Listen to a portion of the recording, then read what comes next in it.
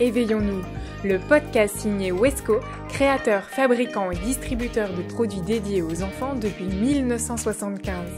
Ici, retrouvez tous nos conseils et nos outils pour que les enfants éveillent le monde.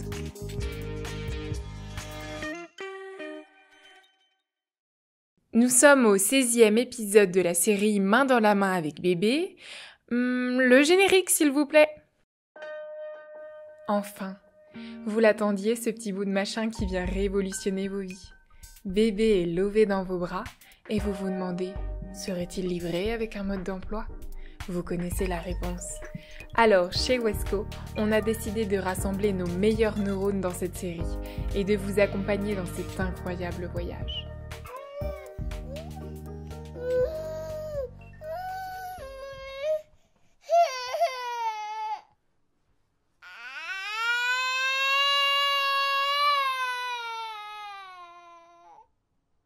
Votre bébé a 18 mois, 2 ans ou bientôt 3 ans et le moment du change devient compliqué à gérer. La couche peut être un sujet de fâcherie à cet âge. S'allonger sur le matelas de change, enlever la couche, nettoyer les fesses, remettre une couche propre, tout fait râler, crier, pleurer et votre bébé se débat. Pourtant, il était si doux il y a encore quelques semaines. Que faut-il faire? Pourquoi bébé ne veut plus être changé? Alors que vous viviez une idylle de la couche sans tache, enfin, voilà que son envie d'indépendance vient compromettre la sérénité de ce moment complice. Mais alors pourquoi? Vous avez passé plusieurs mois à lutter avec brio contre les rougeurs des petites fesses de bébé, à respecter une hygiène dépassant toutes vos espérances et à prévenir les redoutés retournements de bébé sur la table de change. Vous aviez appris à apprécier ces temps de complicité, d'éveil et de découverte, mais le vent a tourné. Maintenant, votre petit asticot vous montre qu'il peut exercer son libre arbitre et qu'il est loin du petit paquet mignon qu'on voit en photo sur Instagram.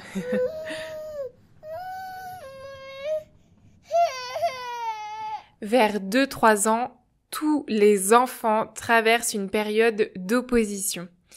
Il vous tient tête, c'est normal. C'est assez crispant, mais c'est normal.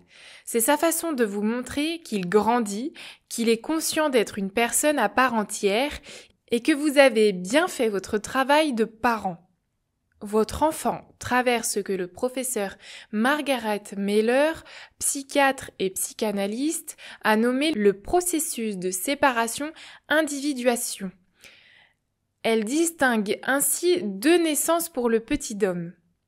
La naissance biologique, lors de l'accouchement, et la naissance psychologique de l'individu lorsqu'il prend conscience de son individualité et apprend le « je ». Cette 2e naissance est un processus intrapsychique lent qui conditionne toute sa vie. L'attachement est encore une fois au centre de son développement. C'est grâce à un attachement sécure que le petit peut gagner en autonomie et se tourner vers les autres. C'est également grâce à cet attachement que votre enfant ose vous dire à quel point il est mécontent. Il vous hurle dessus, réjouissez-vous, ça veut dire qu'il vous fait confiance pour accueillir son mécontentement. Bon, alors, comment transformer l'art martial de bébé en art du change? Ces petits pieds jetés dans votre estomac, bien que tout petits et extrêmement mignons, sont tout de même assez douloureux. Cette situation, si elle devient une routine, n'est pas acceptable, ni pour vous, ni pour lui. Vous finissez par être tendu, anxieuse, anxieux, et votre petit s'enferme dans ses réactions. Plusieurs possibilités s'offrent à vous pour surmonter ce moment et retrouver une certaine sérénité.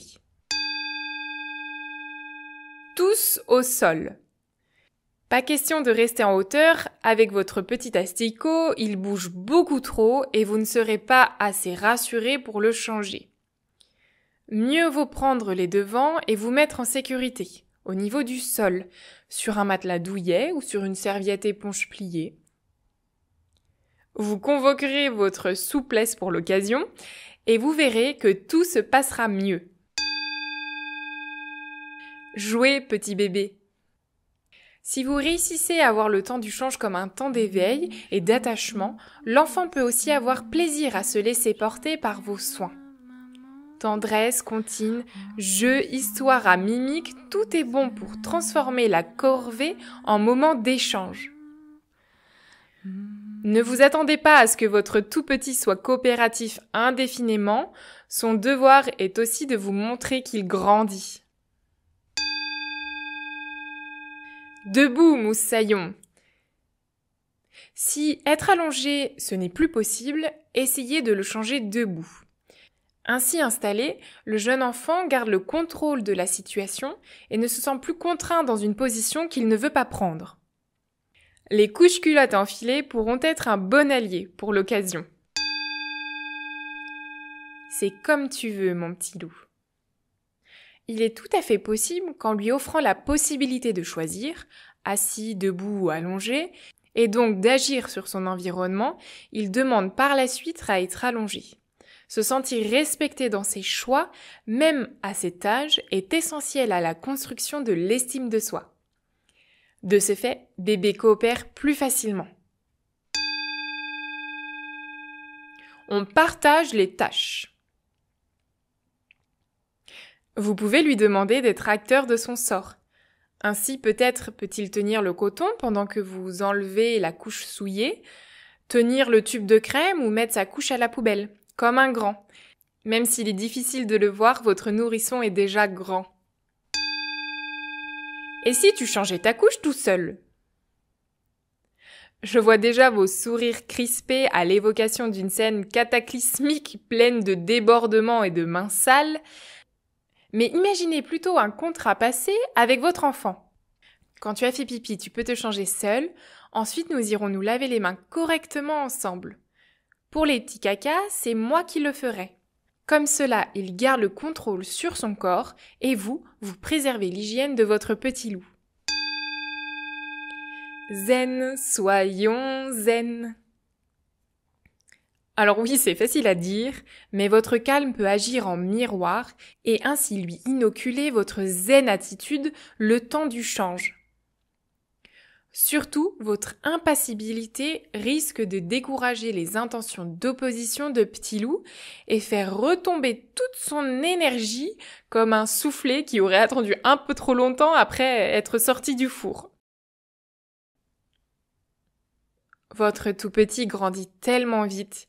Il vous montre ses grandes capacités, ses nouveaux savoir-faire tout neufs. Offrez-lui la possibilité de vous montrer ses exploits. Il va adorer vous impressionner. Merci de nous avoir écoutés. Retrouvez nos épisodes sur toutes les plateformes d'écoute et si vous les appréciez, n'hésitez pas à laisser un avis. Ce podcast vous est proposé par Wesco.